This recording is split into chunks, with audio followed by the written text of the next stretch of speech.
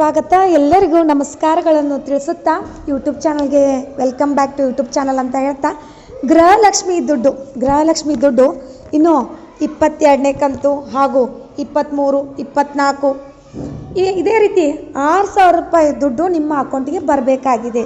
ಈಗ ಬಂದಿರೋದು ಅಕೌಂಟಿಗೆ ಎಷ್ಟು? 21ನೇ ಕಂತಿನ ದುಡ್ಡು ಮಾತ್ರ. ಅಂದರೆ ನಿಮಗೆ ಬಂದು ತಲುಪಿರೋ ದುಡ್ಡು ಎಷ್ಟು?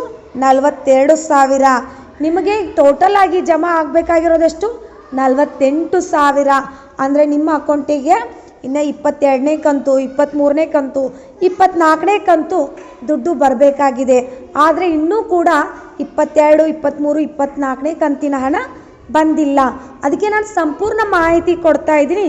22, 23, 24ನೇ ಕಂತಿನ ಹಣ ಟೋಟಲ್ ಆಗಿ 6,000 ರೂಪಾಯಿ ದುಡ್ಡು ನಿಮ್ಮ ಅಕೌಂಟಿಗೆ ಯಾವಾಗ ಬರುತ್ತೆ ಅನ್ನೋ ಮಾಹಿತಿನ ನಾನು ಈ ವಿಡಿಯೋದಲ್ಲಿ ತೋರಿಸ್ತಾ ಇದ್ದೀನಿ. ಈ ವಿಡಿಯೋನ ಪೂರ್ತಿಯಾಗಿ ನೋಡಿ. ಈ ವಿಡಿಯೋ ನಿಮಗೂ ಕೂಡ ಇಷ್ಟವಾದಲ್ಲಿ ಲೈಕ್, ಶೇರ್, ಕಮೆಂಟ್ ಮಾಡಿ. ಹಾಗೆ ಈ ವಿಡಿಯೋ ನೀವು ಆದಷ್ಟು ಜನಗಳಿಗೆ ಶೇರ್ ಮಾಡಬೇಕು. ಇದರಿಂದ ಏನಾಗುತ್ತೆ ಅಂದ್ರೆ ಎಷ್ಟು ಕಂತಿನ ಹಣ ನಮ್ಮ ಅಕೌಂಟಿಗೆ ಬಂದಿದೆ, ಇನ್ನು ಎಷ್ಟು ಕಂತಿನ ಹಣ ನಮ್ಮ ಅಕೌಂಟಿಗೆ ಬಂದಿಲ್ಲ ಅನ್ನೋದು ಕೂಡ ಎಲ್ಲರಿಗೂ ತಿಳಿಯುತ್ತೆ. ಆಮೇಲೆ ಎಲ್ಲರಿಗೂ ಕೂಡ ನಮ್ಗೆ 42,000 ಮಾತ್ರ ತಲುಪಿದೆ ಅನ್ನೋದು ಕೂಡ ಗೊತ್ತಾಗುತ್ತೆ. Please like, share, subscribe please ಮಾಡಿ ಅಂತ ಹೇಳ್ತಾ, ಇನ್ನು ಅಕ್ಟೋಬರ್ಗೆ ನಿಮಗೆ 22ನೇ ಕಂತು, 23ನೇ ಕಂತು ಅಮೌಂಟು ಬಂದು ತಲುಪುತ್ತೆ. ನಿಮ್ಗೆ ಟೋಟಲಾಗಿ 6,000 ರೂಪಾಯಿ ದುಡ್ಡು ಬರಬೇಕಾಗಿದೆ.